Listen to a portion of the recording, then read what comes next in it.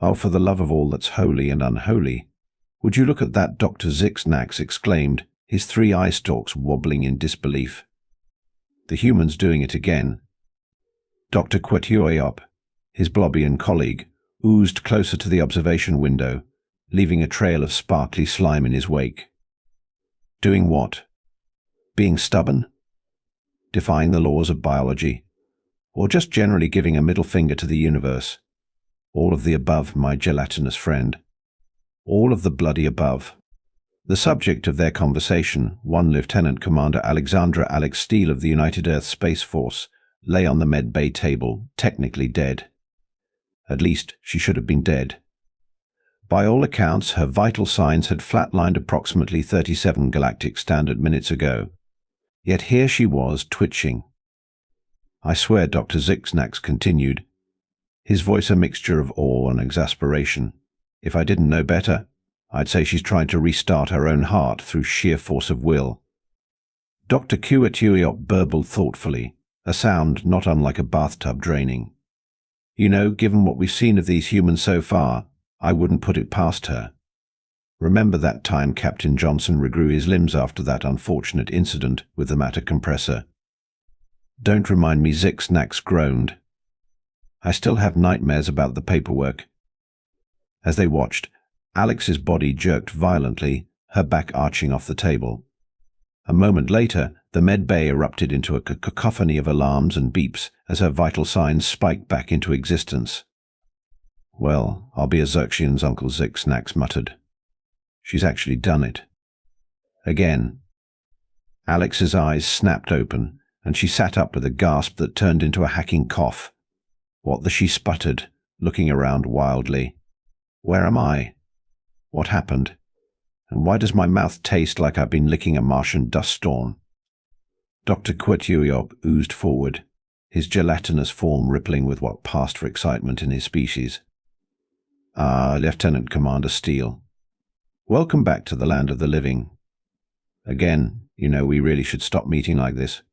People will talk. Alex squinted at the blob of shimmering goo. Dr. Q, is that you? Last thing I remember, I was trying to fix that faulty airlock on Deck 7 and then nothing. Oh, it's nothing much, Dr. Zixnax chimed in, his voice dripping with sarcasm. You just had a little accident. Explosive decompression, massive internal injuries, complete cellular degradation. You know, the usual Tuesday for you humans. Alex blinked, then grinned. Huh. No wonder I feel like I've been hit by a shuttle. So, how long was I out this time? Out, Dr. Quetuayop burbled incredulously. My dear Commander, you weren't out, you were dead. Deceased. Bereft of life. An ex-human. You had shuffled off this mortal coil and joined the choir invisible. This was an ex-Alexandra.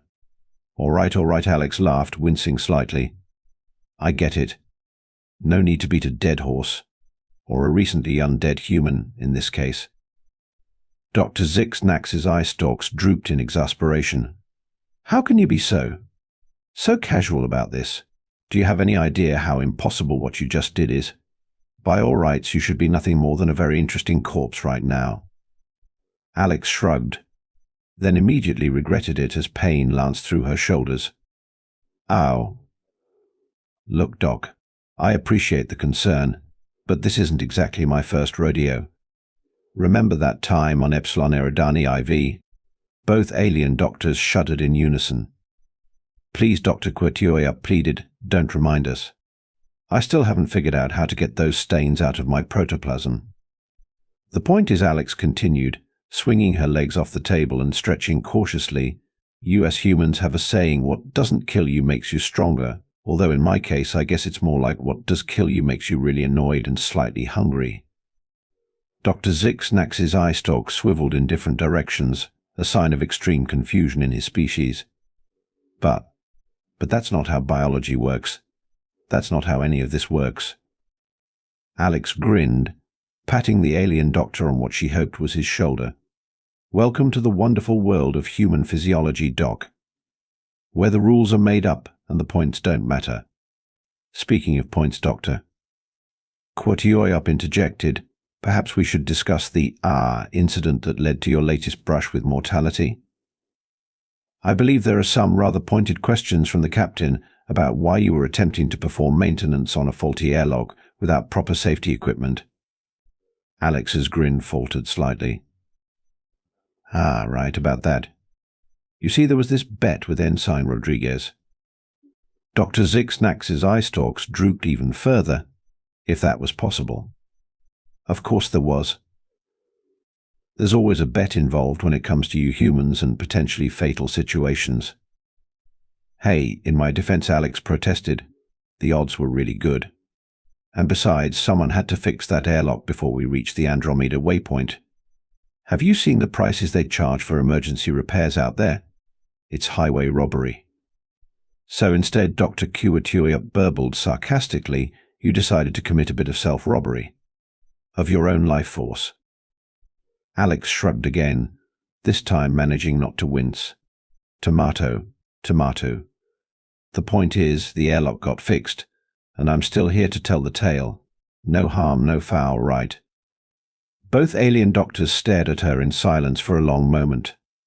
Finally, Dr. Zixnax spoke, his voice a mixture of resignation and amusement. You know, Commander, I've been studying xenobiology for over 3 centuries, and I still can't decide if you humans are the most brilliant or the most insane species I've ever encountered. Why not both? Alex suggested with a wink. Now, not to be a bother, but is there any chance I could get something to eat? Dying really works up an appetite, you know.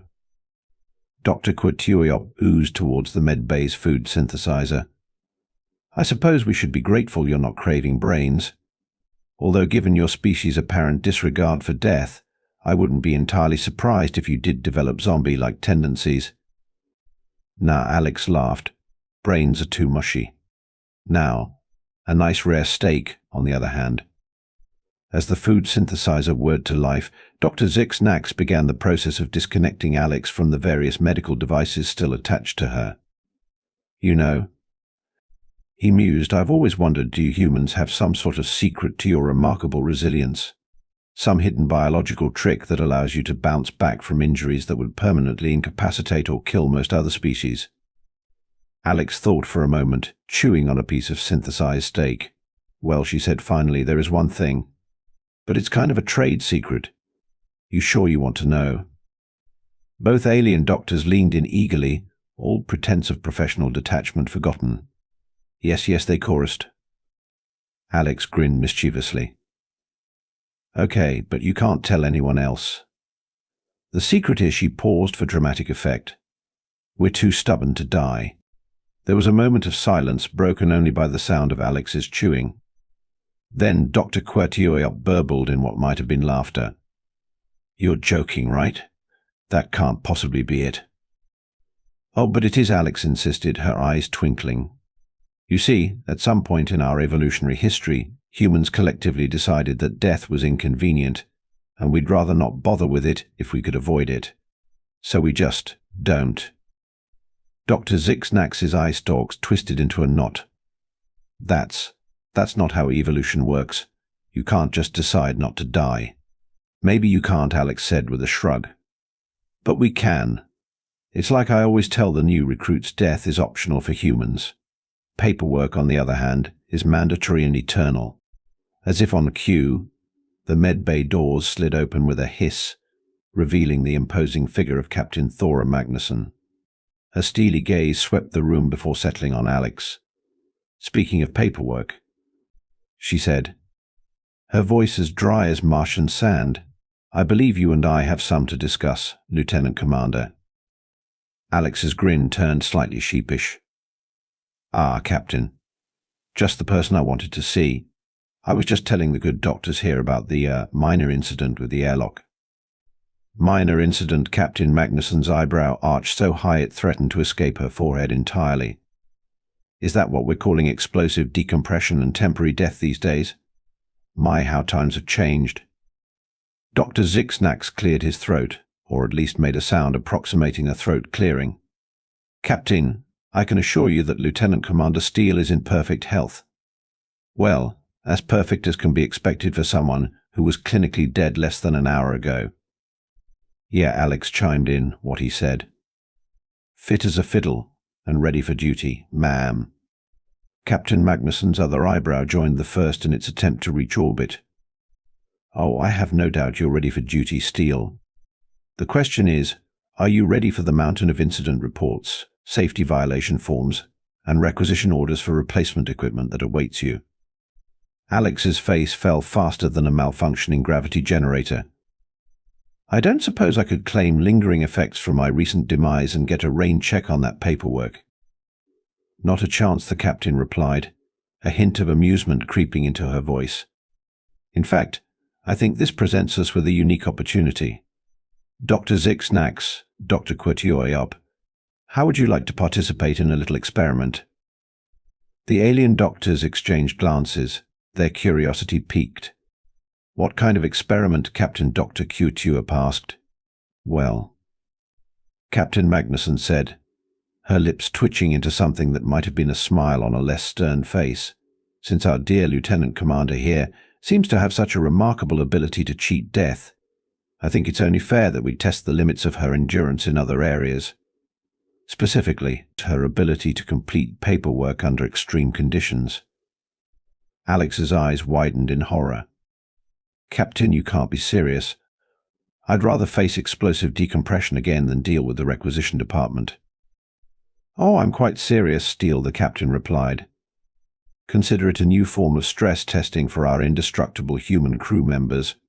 After all, if you can survive death, surely you can survive a few forms in triplicate. Dr. Zixnax's eye stalks perked up with interest. Fascinating. A study on the effects of bureaucratic stress on recently revived human physiology. This could be groundbreaking research. I concur, Dr. Quetioyop burbled excitedly. We could monitor her vital signs, stress hormones, and cognitive function throughout the process. It would be a unique opportunity to study human resilience in the face of true adversity. Alex looked from one eager alien face to another, then to the captain's implacable expression, and finally slumped in defeat. I don't suppose there's any chance of a last-minute reprieve, maybe another convenient brush with death. Not a chance, Steele, Captain Magnuson said, her tone brooking no argument. Consider this your penance for taking unnecessary risks. And who knows? Maybe you'll discover that you have as much of a talent for paperwork as you do for defying the laws of nature. As Alex was led away to face her bureaucratic doom, Dr. Zixnax turned to Dr. Quetioyop. You know, he mused, I'm beginning to think that maybe the humans' real superpower isn't their ability to survive death. Oh, the Blobbian doctor burbled curiously. What do you think it is, then? Dr. Zixnax's eye stalks twisted into a wry expression. Their ability to turn every situation, no matter how dire, into an opportunity for either a joke or more paperwork. Sometimes both. Ah, Dr. Quetioyop replied sagely, truly a formidable combination. No wonder the rest of the galaxy finds them so perplexing. As they watched Alex being escorted to her paperwork-filled fate, both alien doctors couldn't help but feel a mixture of awe, confusion, and just a tiny bit of envy. After all, in a universe full of wonders and terrors, perhaps the greatest feat of all was facing it with a laugh and a stubborn refusal to stay dead. And so, another day aboard the US Improbable came to an end, with humanity's reputation for being simultaneously the most terrifying and the most ridiculous species in the galaxy firmly intact. As for Lieutenant Commander Alexandra Steele, well, she might have cheated death once again, but it seemed that even the Grim Reaper himself was no match for the true horror of interstellar bureaucracy. In the end, perhaps that was the real message of humanity to the stars, no matter what the universe throws at us, be it death, destruction, or mountains of paperwork. We'll face it head-on, with a grin, a bad joke, and an inexhaustible supply of sheer, bloody-minded stubbornness.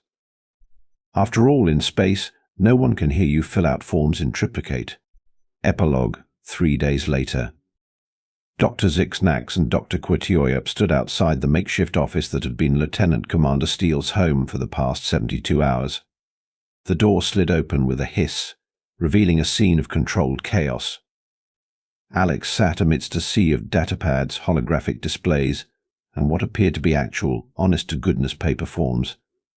Her hair stuck out at odd angles, and there was a wild look in her eyes that the doctors had previously only seen in creatures facing imminent doom.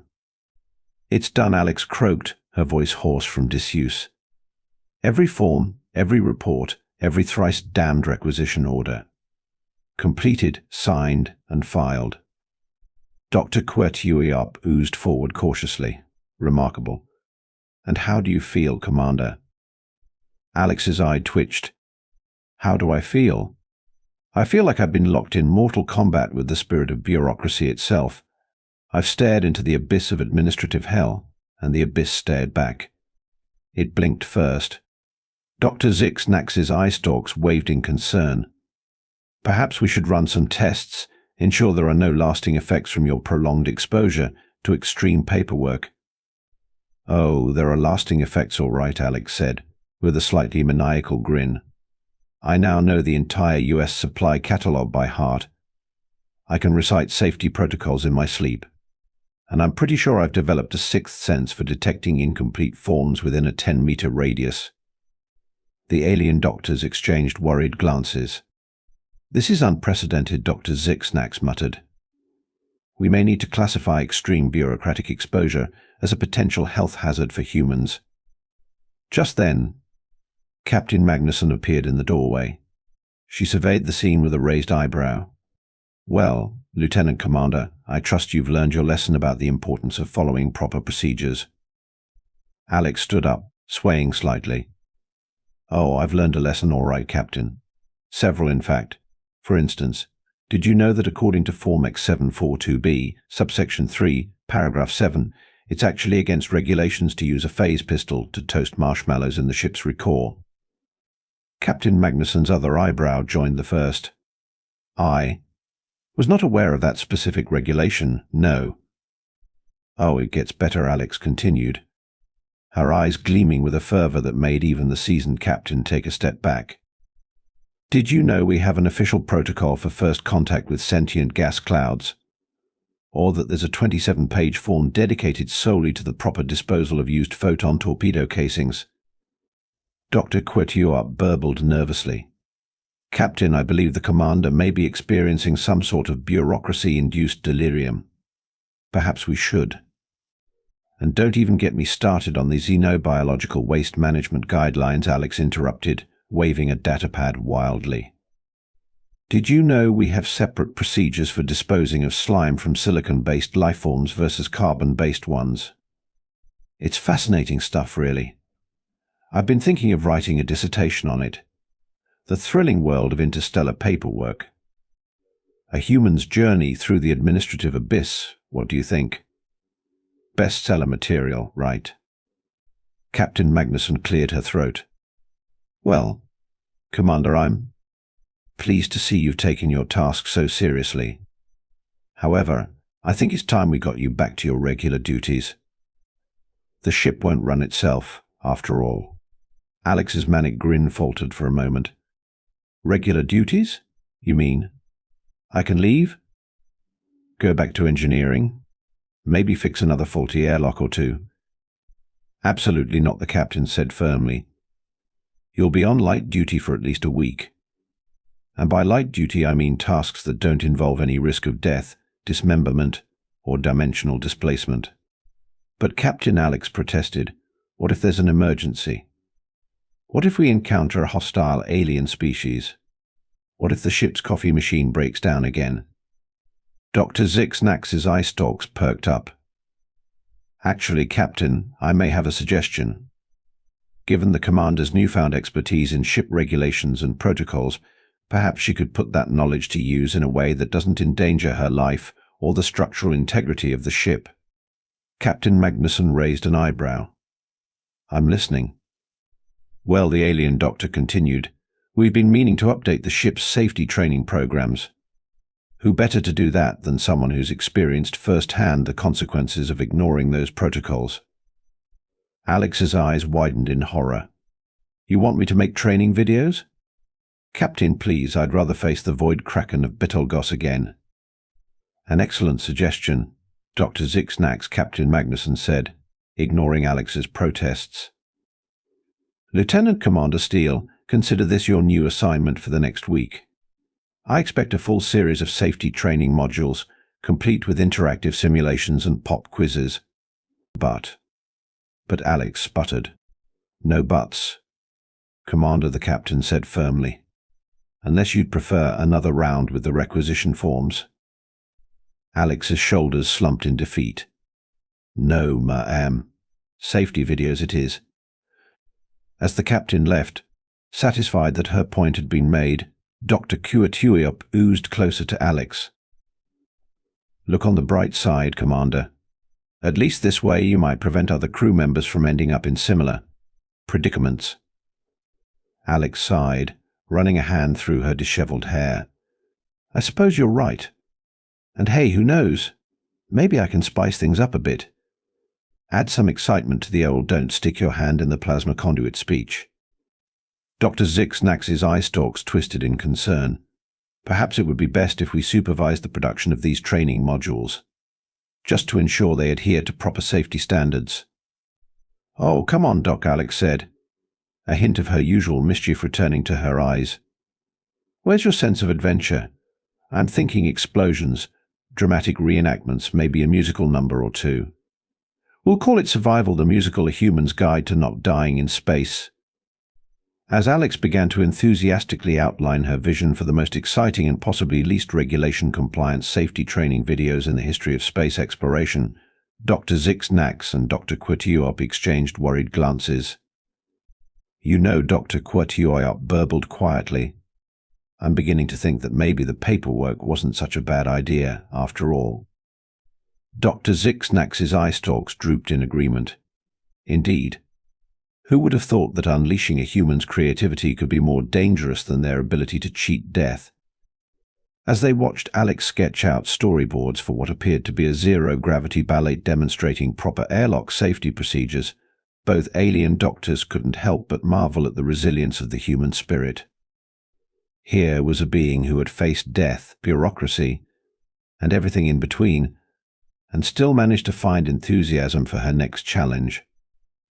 It was moments like these that reminded them why humans were simultaneously the most terrifying and the most entertaining species in the galaxy. After all, what other race could turn a near-death experience and a mountain of paperwork into an opportunity for musical theatre? As Alex's plans grew more elaborate and more worryingly explosion-filled, the doctors resigned themselves to a week of damage control, both literal and figurative. But deep down they couldn't help but feel a twinge of excitement. After all, in a universe full of wonders, sometimes the most amazing spectacle of all was watching a human turn adversity into absurdity. And who knew? Maybe Survival the Musical would be the hit of the galactic entertainment scene. Stranger things had happened, especially where humans were involved. As the US Improbable continued its journey through the stars, carrying its cargo of brave explorers, brilliant scientists, and one slightly unhinged safety video producer, the rest of the galaxy watched with a mixture of fear, awe, and popcorn at the ready. Because if there's one thing the universe had learned about humans, it's that they were always good for a show. Whether it was defying death, conquering paperwork, or turning safety protocols into song and dance numbers, humanity's gift to the cosmos was their unparalleled ability to face the void with a grin, a bad pun, and jazz hands. And really, in a universe as vast and mysterious as theirs, what more could anyone ask for?